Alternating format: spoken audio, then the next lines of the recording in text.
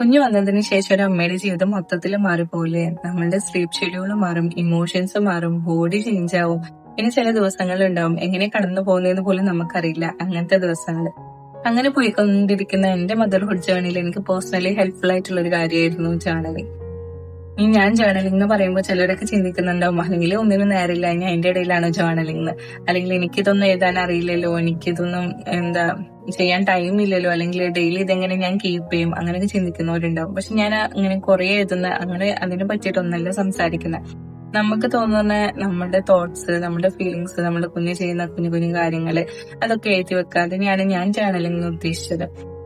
ഇനി നമ്മളെ പോലുള്ള ന്യൂലി മോംസിനെ ജേർണൽ ചെയ്യാന്ന് പറയുന്നത് ഭയങ്കര യൂസ്ഫുൾ ആയിട്ടുള്ള ഒരു കാര്യമാണ്. കാരണം എന്താ വെച്ചിട്ടുണ്ടെങ്കിൽ നമ്മളെ പോസ്റ്റ് പാർട്ടം സമയത്ത് നമുക്ക് എന്തൊക്കെയാ ഫീൽ ചെയ്യണത് അതൊന്നും നമ്മൾ ആരുടെ ഷെയർ ചെയ്യുന്നുണ്ടാവില്ല. നമ്മൾ ടയേർഡ് ആണോ, ഓവർവെൽഡ് ആണോ, ലോൺലെസ് ആണോ നമുക്കുള്ളത് ഒന്നും നമ്മൾ ആരുടെ ഷെയർ ചെയ്യുന്നില്ല. അപ്പൊ ഇങ്ങനത്തെ കാര്യങ്ങളൊക്കെ എന്ത് ചെയ്യും, നമ്മളൊരു 2 മിനിറ്റ്സ് എടുത്തിട്ട് ഒരു ഡയറിയിലോ അങ്ങനെയൊക്കെ നോട്ട്ബുക്കിലോ അങ്ങനെയൊക്കെ എഴുതി വെക്കുകയാണെന്നുണ്ടെങ്കിൽ നമ്മുടെ മൈൻഡിന് അത് ഭയങ്കര റിലീഫ് ആയിരിക്കും. മാത്രമല്ല ജേർണല് പെർഫെക്റ്റ് ആയിട്ട് അങ്ങനെ ചെയ്യണമെന്നൊന്നുമില്ല. ജസ്റ്റ് സിമ്പിൾ ആയിട്ട് തന്നെ നമുക്ക് തുടങ്ങാവുന്നതേ ഉള്ളൂ. ഇങ്ങനെ എഴുതി നമുക്ക് തുടങ്ങുക. അതായത് ഇന്നത്തെ ദിവസം ഞാൻ നല്ല ഹാപ്പി ആയിരുന്നു, അല്ലെങ്കിൽ കുഞ്ഞിന്ന് നന്നായി ഉറങ്ങി, അല്ലെങ്കിൽ എനിക്ക് നല്ല രീതിയിൽ ബ്രസ്റ്റ് ഫീഡ് ചെയ്യാൻ പറ്റി, അങ്ങനത്തെ കാര്യങ്ങളൊക്കെ എഴുതിയിട്ട് നമുക്ക് നല്ല രീതിയിൽ ഇത് തുടങ്ങാവുന്നതേ ഉള്ളൂ.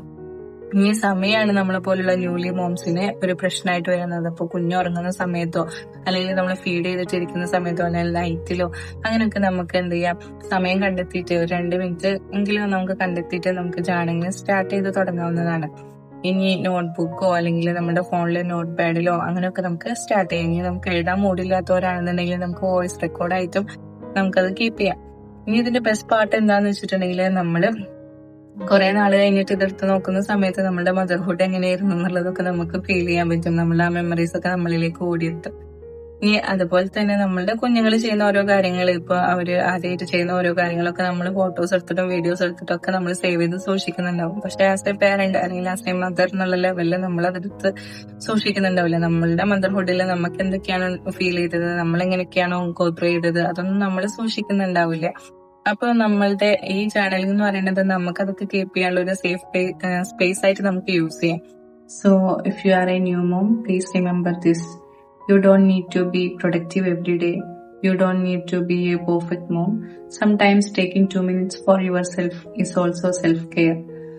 സോ മുന്നേ ജേർണലിംഗ് ഒക്കെ ചെയ്ത ആൾക്കാരുണ്ടെങ്കിൽ കമന്റിൽ പറയണേ. അതുപോലെ തന്നെ if you are A new mom watching this video, you are doing better than you think. Thank you.